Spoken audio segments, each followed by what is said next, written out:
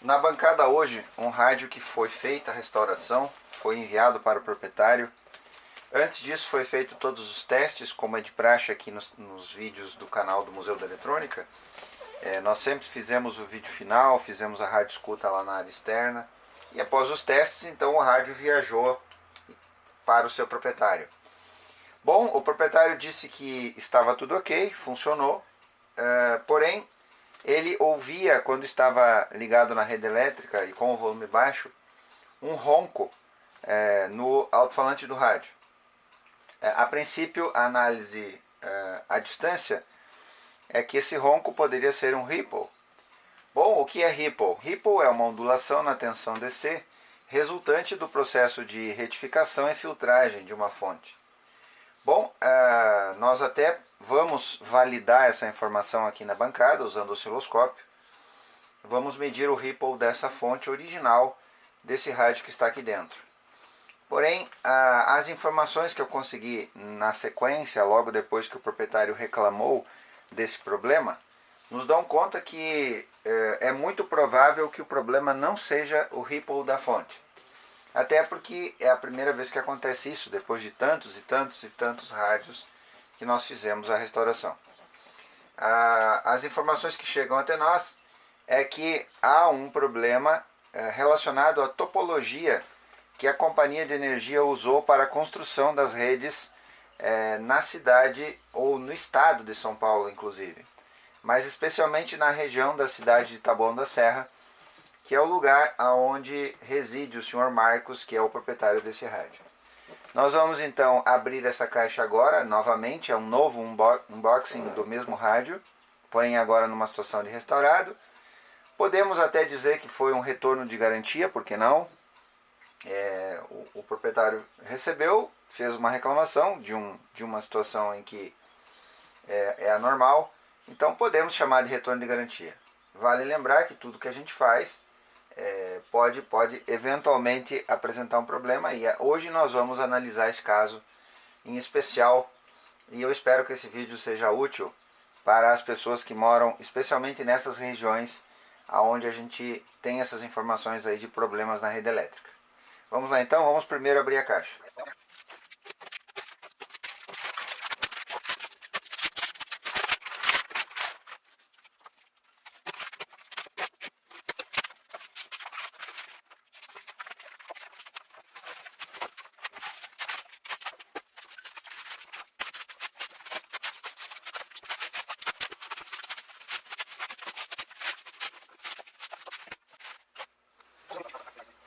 Bom, se você não viu o vídeo final da restauração desse rádio, eu vou deixar aí na descrição desse vídeo para que você possa ver. Mas aqui a gente fez uma modificação no rádio, colocamos um S-meter, colocamos uma entrada com a impedância correta para antena externa, que o proprietário poderá usar, aqui qualquer antena que ele desejar, e fizemos um processo de restauração completo nesse rádio. Eu vou colocar agora para vocês o vídeo que o proprietário me enviou pelo WhatsApp, demonstrando o ruído então que tinha lá quando ele ligava o seu rádio na rede elétrica. Na sequência vamos analisar esse rádio aqui.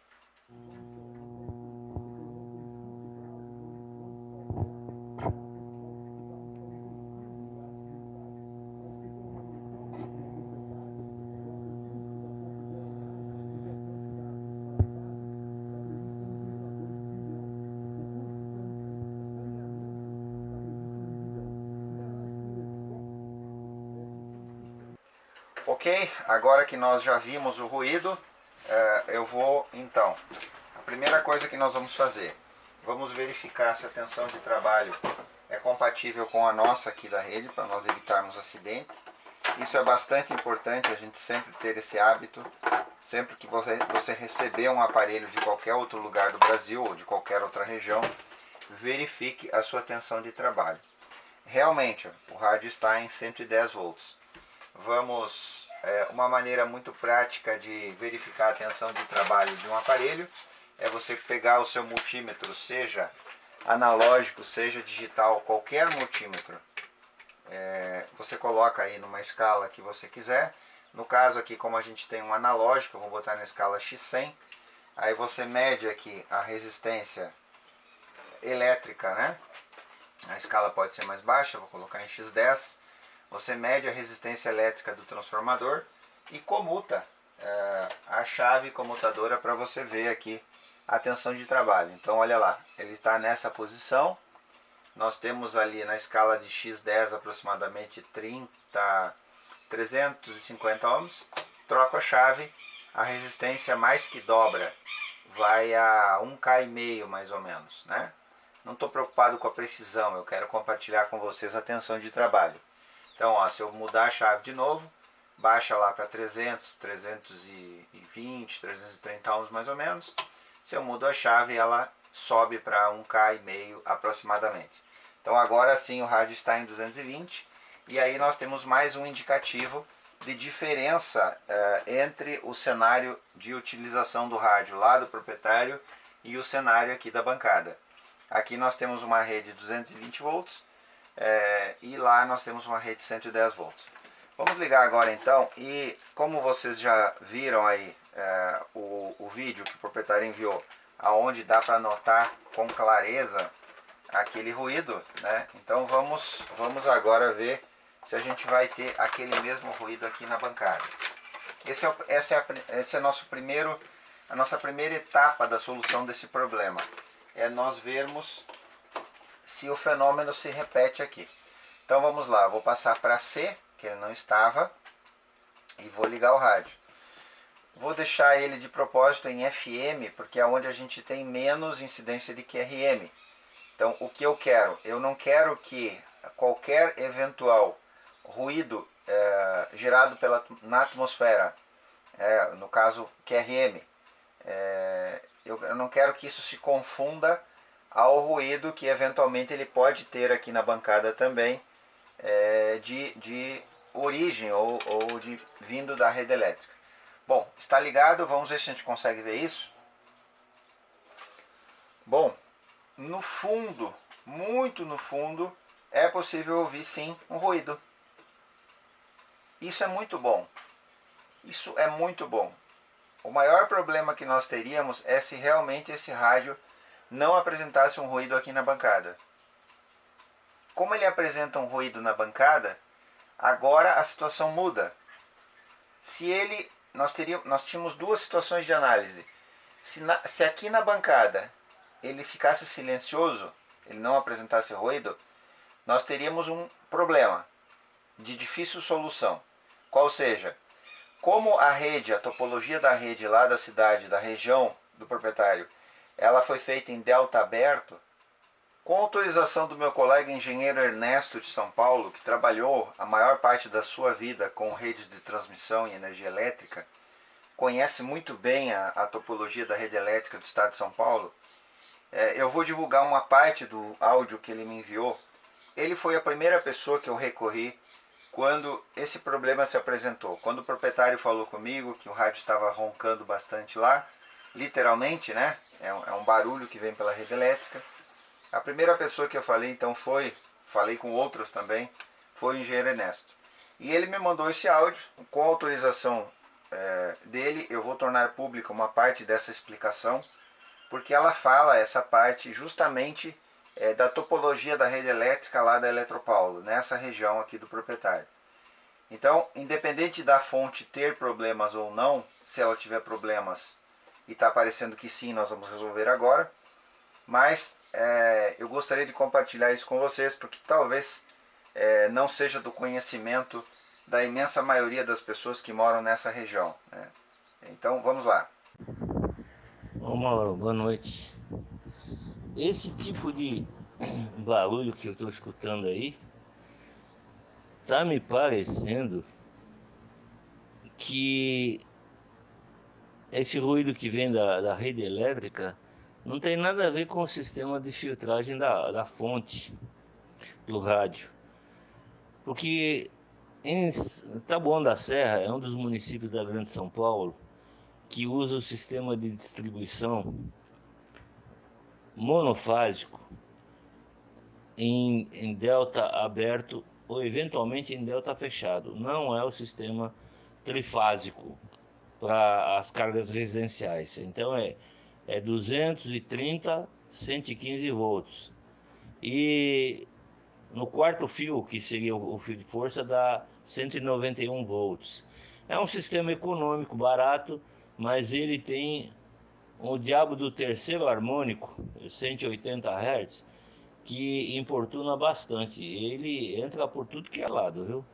Bom, essa parte é que nos interessa da explicação. Eu publicamente agradeço o engenheiro Ernesto, homem extremamente atencioso, educado. Ele é proprietário do Zenit Transoceanic R7000, que está aí na bancada, aguardando o momento da restauração.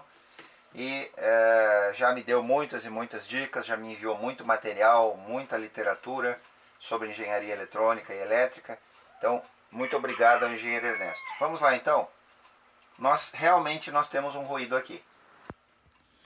Agora, como nós temos um ruído que parece ser proveniente da fonte, esperamos que sim. Se for problema relacionado à fonte original desse rádio, que é o que nós mantivemos, é fácil de entender por quê. Nós estamos falando de uma fonte que foi projetada nos anos 1970, onde nós não tínhamos a absurda incidência de ruídos na rede elétrica que temos hoje, e também na atmosfera.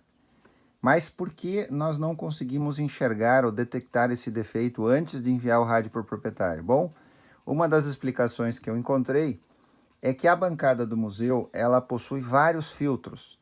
Nós temos aqui na bancada, além de termos um transformador, isolador de rede, nós temos ainda filtros de linha. Vou mostrar para vocês. Essa é a topologia de filtragem que nós adotamos aqui na bancada. Aqui vem a rede elétrica, ela passa por um disjuntor de segurança, não é o único que tem. Nós temos mais de um, na verdade são 3 disjuntores, inclusive tem um DR aqui na outra parede. Aí ela entra nesse transformador isolador, é um transformador de primário 220, secundário 220, que é isolador. Um transformador que foi construído especialmente para nós, tem um vídeo aí no canal onde eu mostro esse isolador, esse transformador. E aí ela entra nesse filtro, que é um filtro de linha que nós importamos para tentar reduzir os ruídos que vêm da rede elétrica. Então, a rede elétrica pública está aqui, ela passa por tudo isso é aterrado, aqui está a gaiola, e a gaiola está ligada a uma malha de aterramento que está aqui ao redor do prédio. Então tudo isso é muito aterrado. Essa é uma das teorias que eu tenho para tentar fazer uma autoanálise e descobrir por que aqui o ruído não foi tão perceptível como apareceu lá na cidade de Taboão da Serra, lá na casa do proprietário. Como nós temos lá a gravação do ruído que ele mandou, vamos ver como é que fica aqui na bancada?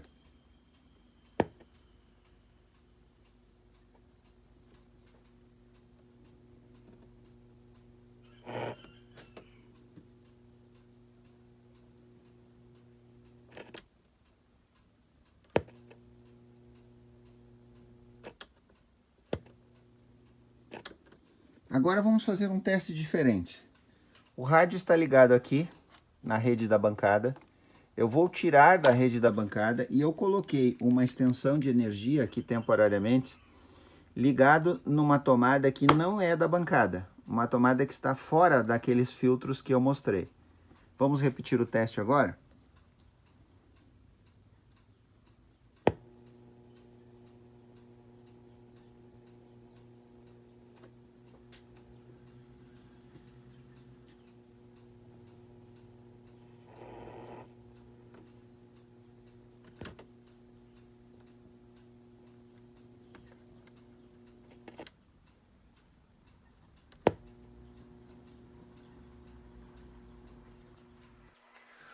Bom, eu não sei se foi perceptível para vocês, para mim foi aqui na bancada, mas realmente nós temos um ruído. E a partir de agora eu vou usar a tomada de fora da bancada para nós fazermos esse teste. Bom, o que nós vamos fazer agora? Nós vamos trabalhar somente na fonte desse rádio. Nós não temos por que trabalhar no rádio, por enquanto pelo menos, né? O nosso interesse é realmente a fonte, para a gente ver ou tentar identificar que problema que nós tivemos com essa fonte. Ok? Fonte original do B481. E agora a gente vai dissecar esse problema. Vamos atrás dele. O que normalmente nós fizemos nessa fonte? E aí vai uma dica para aqueles colegas que trabalham aí também com esse rádio ou com qualquer outro rádio de época, né? Rádio projetado nos anos 1970, que, como eu disse, tinha uma diferença fundamental para a situação de rede que nós temos hoje.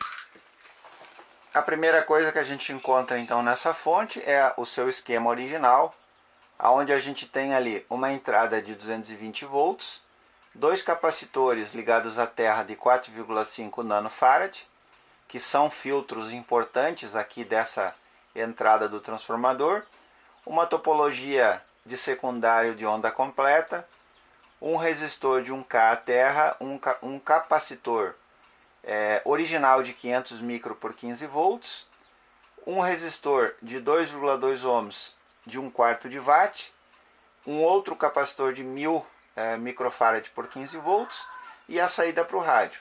Toda essa topologia ela já é um filtro. Aqui a gente já tem um resistor de 2,2 ohms entre os dois capacitores que serve como filtro. Aqui a gente tem os capacitores na entrada, que são os filtros de rede que ele tem, mas tem algumas coisas que a gente ainda pode fazer. E ali está o modelo da fonte, LL103U, é o modelo da fonte original e a descrição dos componentes. Legal, o que nós fizemos então? O que normalmente, pelo menos, nós fizemos na restauração do rádio?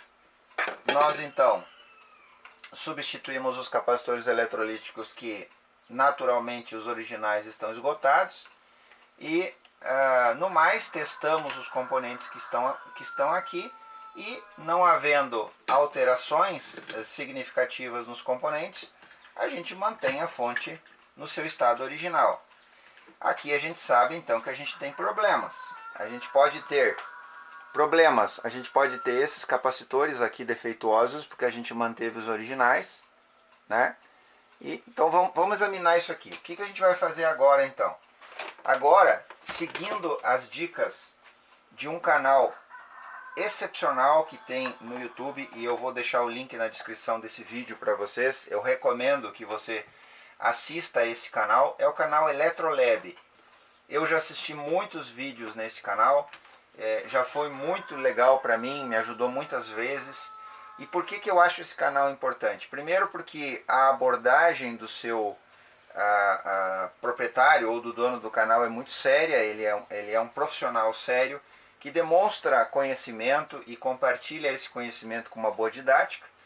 Então, para mim, no YouTube, pelo menos até esse momento, o vídeo definitivo sobre Ripple é exatamente o do canal Eletrolab. Nós vamos usar aqui exatamente a mesma técnica que ele mostra no canal. Ele não é o único que mostra, mas eu elogio a sua didática. E vamos, antes de qualquer coisa, antes de mexer nessa fonte, vamos testar o Ripple dela.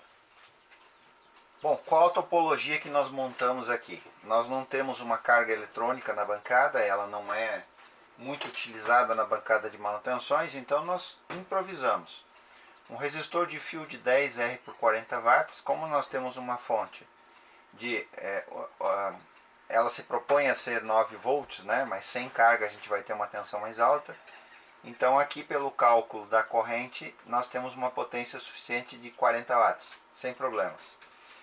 Ligado no osciloscópio, fonte ligada na nossa rede sem a filtragem, 11,2 volts a tensão que nós temos aqui. E a forma de onda que se vê, então, lógico, é a corrente contínua.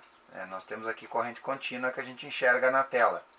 11,2 volts. Pelas quadrículas, 5 volts por quadrícula, 11,2 volts. O que nós vamos fazer agora, então? Vamos ligar a nossa carga improvisada, o resistor, em cima da fonte, e vamos ver o comportamento que nós vamos ter. A gente já sabe que o comportamento será a tensão irá cair e o que a gente espera é que o ripple que essa fonte está gerando seja visível. Então a tensão já caiu para 5,2 volts. O resistor agora está amornando, ele está drenando a corrente da fonte, né? Eu imagino que a fonte também está dando uma aquecidinha. Beleza, é o que a gente quer.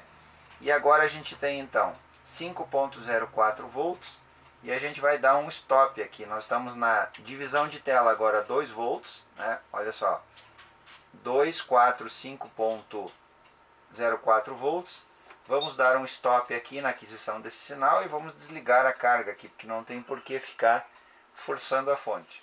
Agora, para a gente ter uma maior precisão na medição, então eu já triguei aqui o sinal na tela, já dei um stop para a gente não ficar forçando a fonte, não é necessário, a gente já tem a aquisição do sinal. Nós temos aqui agora 500 mV por divisão de escala. E o que a gente tem de ripple então nessa fonte, com uma tensão de 5.28 volts, nós temos aí um ripple de 480 mV, a frequência 119 kHz, que é exatamente o dobro da frequência da rede, né? Quase exato o dobro, mas aí está. Então aqui tem a nossa aquisição do ripple. O que nós vamos fazer agora então? Vamos gravar essa tela para a gente ter isso aqui como uma referência para logo em seguida, quando nós tivermos a melhoria da fonte, né, que nós vamos fazer agora, a gente vai repetir esse sinal. Mas o mais importante é isso: a fonte original do rádio está com 480 mV de ripple. Claro que aqui a gente tem um defeito. Eu não acredito que uma fonte restaurada vai ter todo esse ripple, porque esse valor é muito alto, mas serve de referência para nós vermos logo em seguida o que vai acontecer depois do trabalho e depois da modificação que nós vamos fazer na entrada dessa fonte, melhorando o filtro de rede. Legal? Vamos lá então? Bom, feitas as modificações na fonte original, agora nós não temos mais uma fonte original, porque nós acrescentamos alguns componentes aqui. O mesmo cenário repetido agora. A fonte ligada no osciloscópio, uma carga usada aqui com um resistor, que já está amornando, já está ligado aqui na carga, e nós já temos uma leitura que eu vou mostrar para vocês daqui a pouco. Antes disso, o que eu vou fazer a mais? Fora essa leitura, fora essa melhoria que nós já conseguimos aqui. Eu peguei uma fonte de computador, uma fonte antiga que estava aí na sucata, e aqui a gente vê nessa fonte que na entrada dela, na entrada de energia dela, ela tem uma topologia de filtros bem interessante. Ela tem um filtro aqui, um filtro menor. Depois ela tem um capacitor ligado aqui em paralelo entre os dois filtros. E ela tem um segundo filtro. E só depois ela vai então para a retificação da fonte. Bom, como essa topologia é interessante de filtragem, e quando a gente fala de uma fonte chaveada, nós sabemos que tem um oscilador aqui que produz uma interferência muito grande, né? Tanto na rede quanto eventualmente no equipamento que está sendo alimentado por isso aqui, que normalmente é um PC, né? Um computador de mesa. Então eu vou aproveitar essa topologia de filtro de entrada dessa fonte e nós vamos fazer um teste aqui. Agora primeiro vamos ver a fonte assim. Bom, eu já fiz a aquisição do sinal que nós precisamos. Dei um stop aqui no osciloscópio para não ficar forçando a fonte, porque o resistor está amornando aqui. E a gente tem agora então uma leitura de 96 mV de ripple. Essa é uma leitura aceitável já. Comparado com o que a gente tinha antes, a gente já tem uma situação melhorada aqui. Eu vou compartilhar com vocês daqui a pouco o que eu fiz nessa fonte, as modificações que eu fiz. Mas antes disso, como eu comentei, eu vou pegar então os filtros dessa fonte chaveada e vamos, nesse mesmo cenário, sem alterar a placa agora, nós vamos só acrescentar os filtros na entrada AC dessa fonte e vamos ver se a gente tem variação nesse ripple aqui que a gente conseguiu até esse momento. O que eu vou fazer aqui então? Aqui está o fusível de entrada de rede. Aqui tem um varistor, né, para sobretensão. Se essa tensão subir do valor do varistor, então esse fusível vai abrir. Aí ele entra num filtro, logo ele entra no primeiro filtro aqui, nesse maior. Na saída dele tem um capacitor. Aí ele vem em outro filtro um pouco menor e aí sim vai para a retificação. O que eu vou fazer aqui é muito simples. Eu vou cortar a placa, literalmente. Eu vou cortar a placa aqui e vou separar esse filtro da fonte e vamos implementar ele ali na nossa fonte do Transglobe e vamos ver o que vai acontecer. Bom, mas antes do teste prático, faltou eu compartilhar com vocês o que a gente fez aqui. Como eu disse antes, a gente compartilha com quem se interessar, mas eu vou dar uma explicação rápida.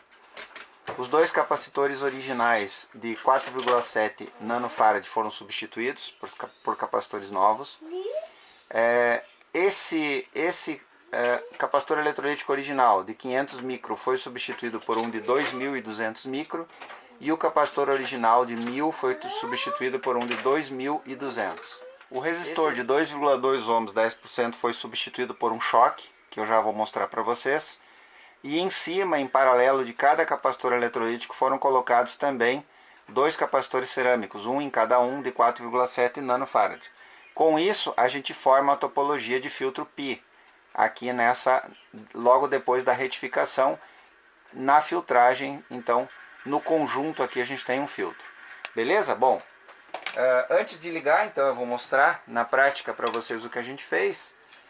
Eu também esqueci de comentar que a gente substituiu os diodos originais, claro que estavam envelhecidos, né? Eles são dos anos 1970, por dois diodos, um N4007 originais, e a gente testa antes, para ter certeza que está tudo bem.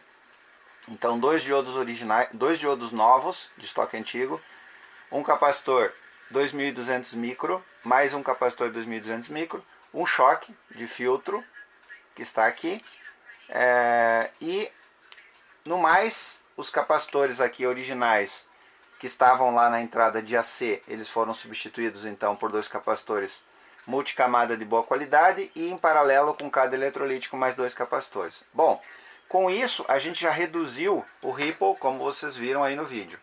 E aí a adição do filtro aqui de rede que a gente veio lá da nossa fonte de computador, de PC doadora. Vou montar isso aqui na caixa agora e vamos ligar no rádio e fazer o teste prático. Agora o trabalho concluído, a fonte já está montada no seu lugar original. O filtro nós protegemos aqui com um plástico preto para que ele disfarce a placa do filtro que está aqui dentro desse. Na verdade fizemos um tubo de plástico e encaixamos aqui e a própria fonte segura esse tubo no lugar. Se caso precisar de alguma manutenção, retira a fonte e o filtro sai junto. Vamos fazer um teste prático agora. A gente já tem aí os testes usando metodologia com osciloscópio. Agora vamos para o nosso teste prático. O rádio está ligado direto na rede elétrica, não está ligado na bancada, porque a bancada tem os filtros, como eu já falei. E agora eu vou aproximar o máximo possível a câmera para compartilhar com vocês a quase que absoluta ausência de ruído em relação ao que existia antes. Nós, na verdade, não conseguimos perceber mais aquele primeiro ruído, o que é fácil de se constatar, porque nós saímos de um ripple de mais ou menos 400 mA e caímos para em torno de 88, 90 mA. Então é natural que se houver algum tipo de interferência ela seja imperceptível ao ouvido humano. Vamos ao teste então? Eu fiz um esforço para deixar o ambiente o mais silencioso possível. Escolhi inclusive o horário e inclusive parei o nosso relógio carrilhão que fica aqui atrás para que aquele tic-tac dele também não nos atrapalhasse. Vou começar aqui, o rádio está em ondas médias, variável todo aberto. Vamos ver se a gente percebe algum ruído ou algum barulho como tinha aqui ao chegar.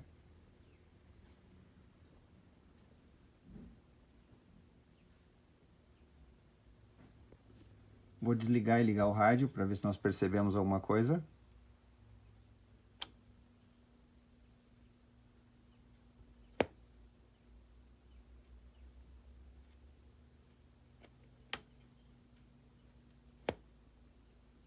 Vamos para FM.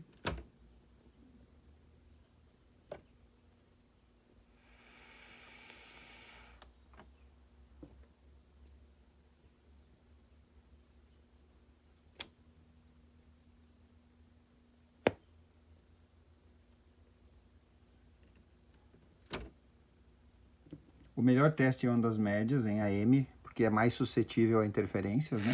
Ó. Como eu disse, o rádio está ligado na rede elétrica, direto na rede elétrica, não na bancada. Aqui está. Ele está sem pilhas, está ligado direto na rede elétrica.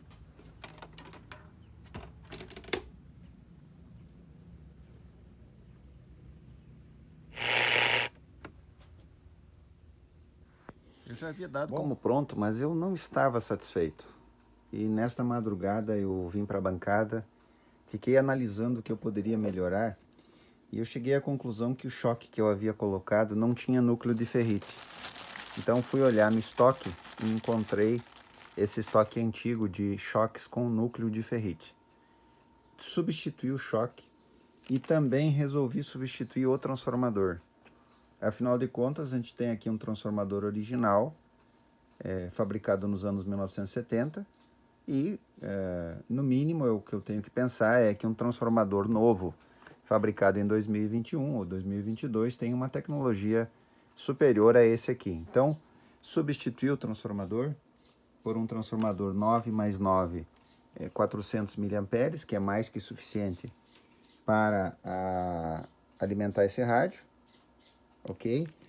A fonte original é 120 mA, então aqui ficou ok. Transformador novo, o choque agora com o núcleo de ferrite, ali. Eu tive que fazer uma pequena modificação na placa, porque não foi possível adaptar ele de um outro jeito, ele era bem menor que o resistor original. E olha o resultado agora.